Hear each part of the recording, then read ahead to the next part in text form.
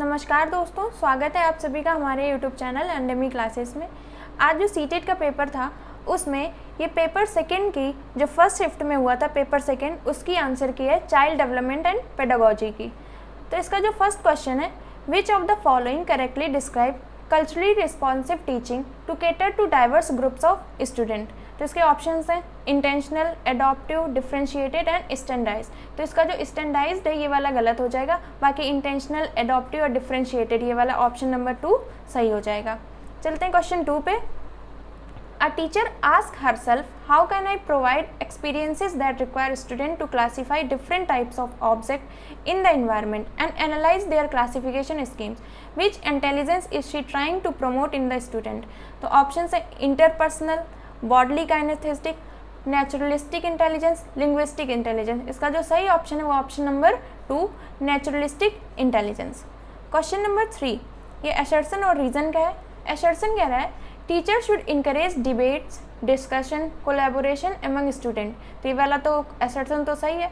फिर रीजन कह रहा है knowledge production is an inactive process and engagement in group activities hinders meaningful learning. तो जो ग्रुप एक्टिविटीज़ होती हैं वो हिंडर मतलब प्रॉब्लम क्रिएट नहीं करती, तो ये क्या हो जाएगा, ये गलत हो जाएगा। तो इसका सही ऑप्शन हो जाएगा A is true, R is false. Question number 4 पे चलते हैं। ये भी असर्शन और रीजन का है। असर्शन कह रहा है school should function within frameworks which assess the finished product and learning outcomes. तो लर्निंग के बारे में ये असर्शन गलत है। Learning is tightly sequential and hierarchical. तो ये रीजन भी इसका गलत है, तो इसके दोनों ऑप्शन क्या हो जाएंगे, गलत हो जाएंगे। Both A and R false. Question number 5 पे चलते हैं।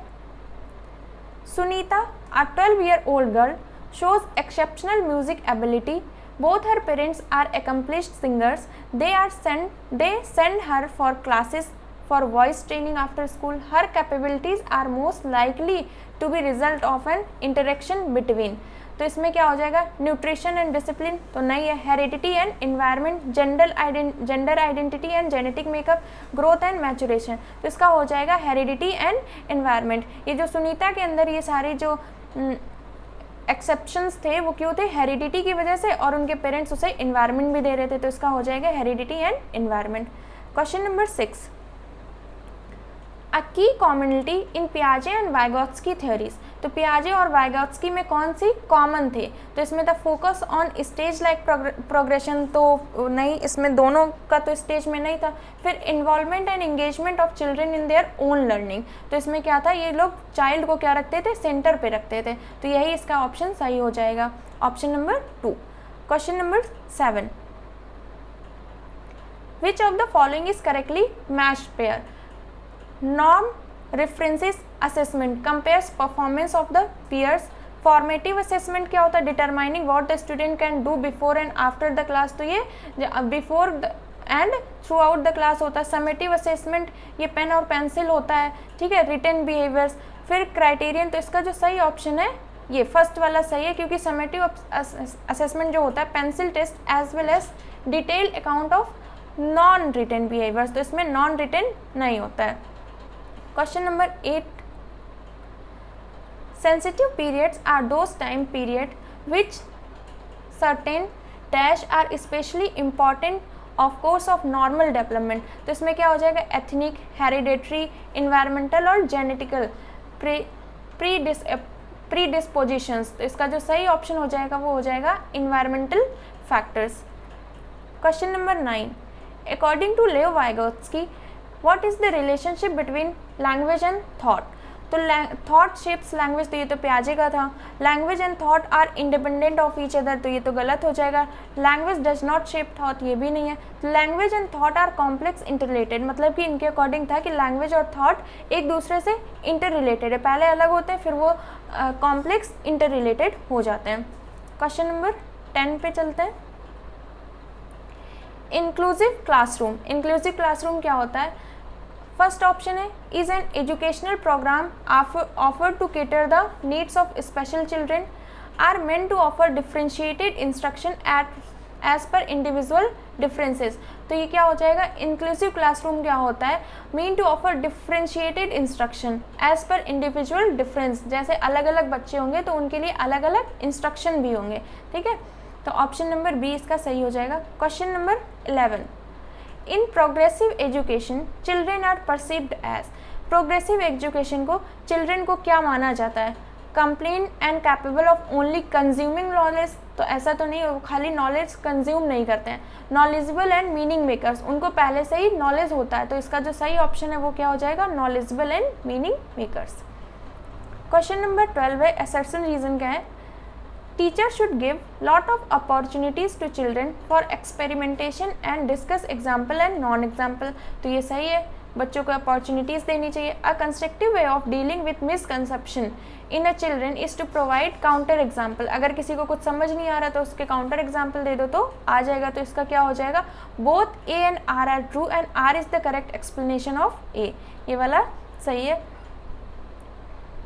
Question number 13, change and stability in emotions, personality, social relationship together constitute, तो इसमें थोड़ा कन्फ्यूज़न है, इसमें इमोशनल डेवलपमेंट भी हो सकता है और साइको सोशल डेवलपमेंट भी हो सकता है, तो ये थोड़ा सा कन्फ्यूजिंग है, ये जब आंसर की आएगी तो आप चेक कर लीजिएगा। Question number 14, Jean Piaget's theory of cognitive development implicates that concept should be taught in a sequence of complex to simple, तो complex to simple नहीं, simple to complex होते हैं उसमें, ठीक है। Curriculum should be design keeping children's age group and stage in mind, तो इसका जो सही ऑप्शन हो जाएगा वही हो जाएगा कि जो करिकुलम होता है स्कूल में पढ़ाने गए कहीं भी, तो उसमें क्या हो जाता है? चिल्ड्रन के एज ग्रुप और उसकी स्टेज को माइंड में रखते हुए फ्रेम करना चाहिए। Question number 15,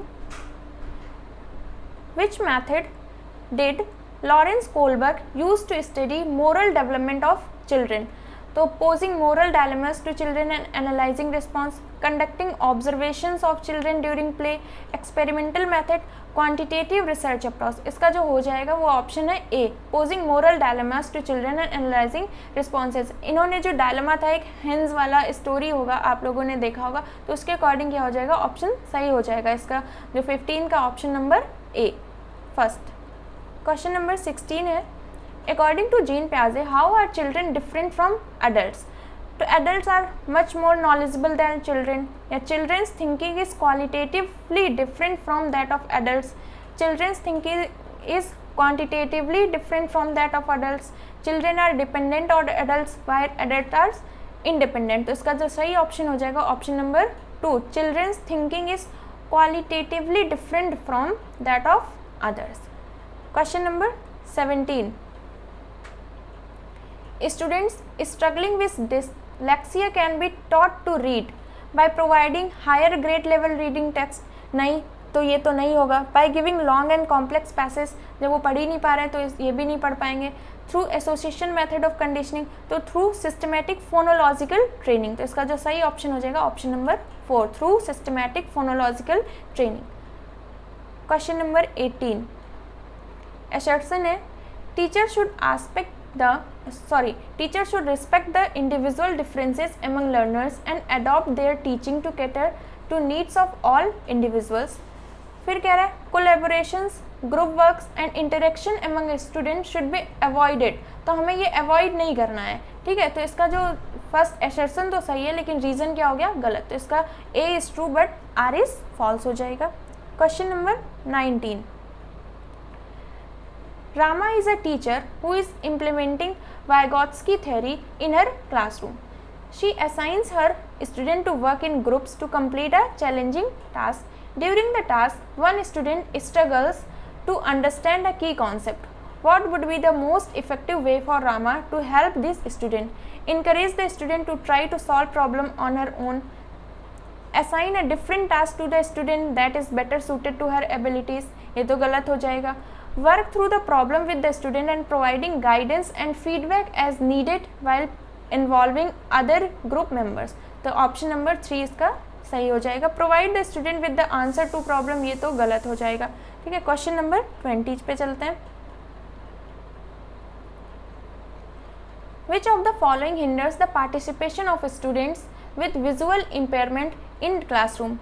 printed text book and notes, जब उसे विजुअल इम्पेयरमेंट है तो उसमें क्या हो जाएगा? प्रिंटेड टेक्स्ट बुक और नोट्स वो पढ़ ही नहीं पाएगा, तो इसमें क्या बताना था? हिंडर्स मतलब कि कौन सा प्रॉब्लम क्रिएट करेगा, तो इसका जो सही ऑप्शन हो जाएगा printed text book and notes हो जाएगा। Question number 21, how does setting mastery goals impact students motivation and views of ability. इसके ऑप्शन है, फर्स्ट ऑप्शन है it often implies enhanced intrinsic motivation and believe in the incremental view of ability. Second option कह रहा है it often implies enhanced extrinsic motivation, तो extrinsic motivation तो नहीं होगा। फिर it often implies extrinsic motivation, ये भी नहीं होगा। It often implies enhanced intrinsic motivation and believe in the, तो इसका जो सही ऑप्शन हो जाएगा option number A, it often implies enhanced intrinsic motivation and believe in the incremental view of ability. चलते हैं क्वेश्चन नंबर 22 पे। You are a teacher who wants to help your student develop metacognitive skill, which of the following strategies is most likely to foster this type of thinking? First option है encouraging student to reflect on their own learning and thinking process, providing student with summarized notes for assignment, तो ये तो गलत हो जाएगा, उन्हें हमें direct पका पकाया कुछ भी नहीं देना है। assigning होमवर्क भी ज़्यादा नहीं, और मेमोराइजेशन और रिकॉल तो बिल्कुल भी नहीं। Giving student marks instead of qualitative feedback on their performance, ये भी गलत हो जाएगा। तो क्या करना है, इंकरेजिंग स्टूडेंट को इंकरेज करना है to reflect on their own learning, अपनी लर्निंग पे वो रिफ्लेक्ट करें और थिंकिंग प्रोसेस पे।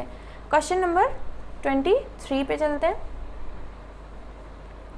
एशर्सन in Asian culture which stress social harmony expression of anger and discourage the shame is encourage.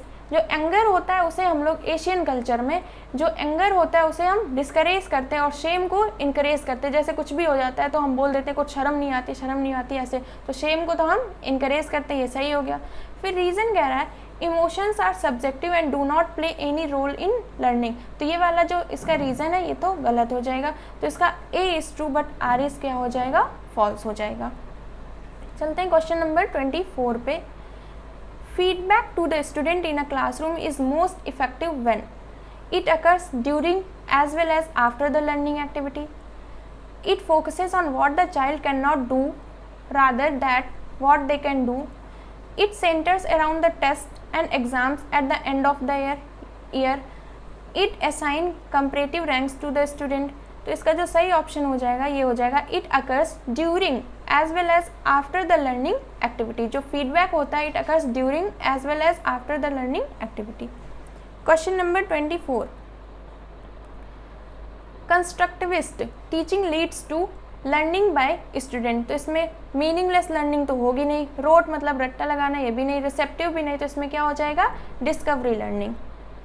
Question number 26, which of the following question promotes analytical thinking, कौन सी analytical thinking, तो how many states R India, ये तो आप बता लोगे, इसमें analytical thinking नहीं होगी। What is the total population of India, ये भी वन लाइनर, ये भी आप बता लोगे। फिर what are the various causes of increase of population, इसमें आपको थिंक करना पड़ेगा, तो यही हो जाएगा क्या, analytical thinking. The capital city of India is Delhi, ये भी आप वन लाइन में बता लोगे, तो इसका सही ऑप्शन क्या हो जाएगा, option number 3। 27, question number 27, which learning strategy involves children teaching others what they have learn, मतलब चिल्ड्रन जो हैं, जो हमने सीखा है वो हम किसी और को सिखाएंगे तो उसे हम क्या बोलते हैं, तो उसे हम बोलते हैं रेसिप्रोकल टीचिंग बोलते हैं, ठीक है।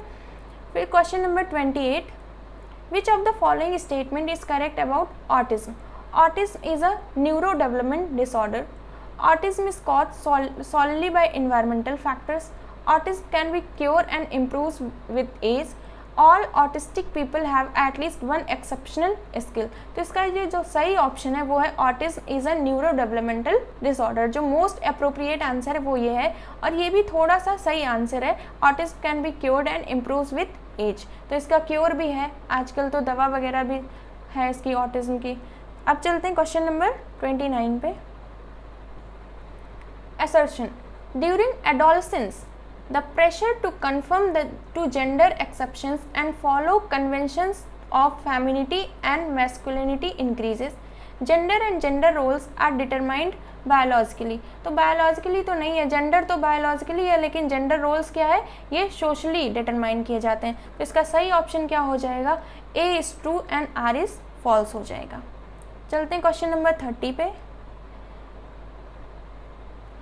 इन order to develop critical thinking among the student a teacher should discourage, तो डिस्करेज तो बिल्कुल भी नहीं करना है। Give questions that involve inferences and explanation, फिर अवॉइड क्वेश्चन, अवॉइड भी नहीं करना है। Ask only those question which carry single answer, तो इसमें क्या होगा, क्रिटिकल थिंकिंग नहीं होगी। तो give questions that involve inferences and explanation, तो इसका जो सही ऑप्शन हो जाएगा ऑप्शन नंबर 2। ये हमारे CDP के सारे क्वेश्चन डिस्कस कर लिए हैं। ठीक है, thank you guys, please like share and subscribe my YouTube channel.